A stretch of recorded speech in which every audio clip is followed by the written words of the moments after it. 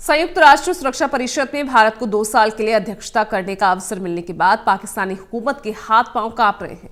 पाकिस्तान को अभी से चिंता सता रही है कि अगर भारत ने तालिबानी जैसे संगठनों पर प्रतिबंध लगा दिया तो इससे पाकिस्तान को काफी नुकसान होगा। देखिए ये स्पेशल रिपोर्ट।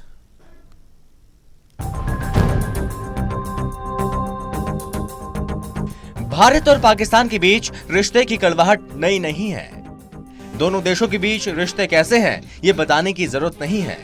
आजादी के बाद से अब तक भारत और पाकिस्तान के बीच कई बार युद्ध हो चुके हैं। पाकिस्तान पर हमेशा से ही आतंकियों को पनाह देने और उसे फंडिंग करने के आरोप लगे।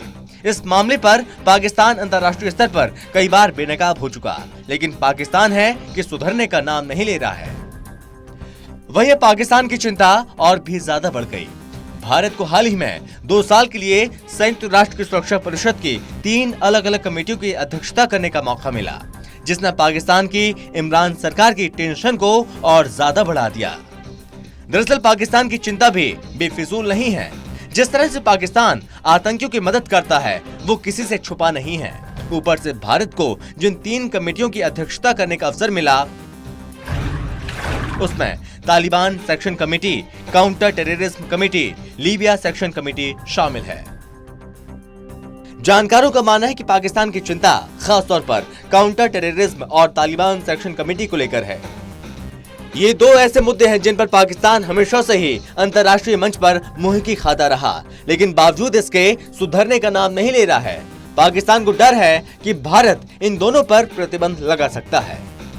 दरअसल तालिबान सेक्शन कमेटी उन देशों की सूची तैयार करता है जो तालिबान को आर्थिक रूप से समर्थन करते हैं या फिर किसी और तरह से उनका सहयोग करते हैं।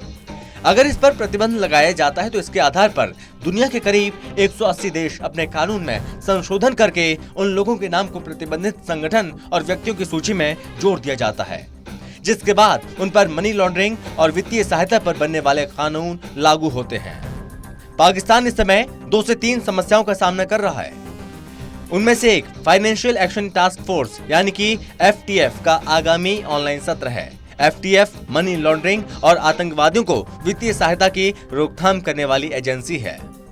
वहीं अक्टूबर 2020 में पाकिस्तान ने FTF की 27 सिफारिशों में से 21 को पूरा कर लिया था, लेकिन शेष 6 सिफारिशों को FTF ने बहुत महत्वपूर्ण माना और इसकी समय सीमा फरवरी 2021 में पूरी होगी। इसके बारे में पाकिस्तान के कूटनीतिक हलकों में एक धारणा यह है कि भारत अपनी पूरी ताकत लगाकर पाकिस्तान को FTF की ब्लैकलिस्ट में शामिल करने की कोशिश में लगा है। इसके अलावा चरमपंथियों की वित्तीय सहायता को रोकने में विफल होने पर भारत पाकिस्तान की अंतर्राष्ट्रीय वित्तीय सहायता भी रुकवा सकता है।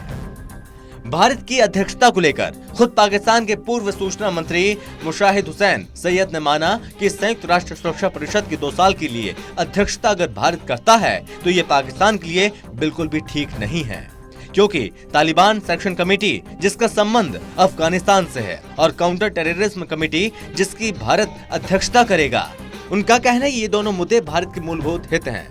इसलिए भारत को पिछले दरवाजे से अफगानिस्तान में शांति प्रक्रिया में शामिल होने का मौका मिल गया है। अगर भारत इन दोनों कमेटियों के ऊपर प्रतिबंध लगाता है तो ये निश्चित तौर पर पाकिस्तान जैसे आतंक समर्थक देश के लिए बुरी खबर है, क्योंकि पाकिस्तान की आदत ही रही है आतंकियों के आड़ में भारत में घुसपैठ करना, और ऐसे में पाकिस्तान पर इसका कितना असर पड़ेगा ये तो आने वाला वक्त ही बताएगा। Special desk, total news.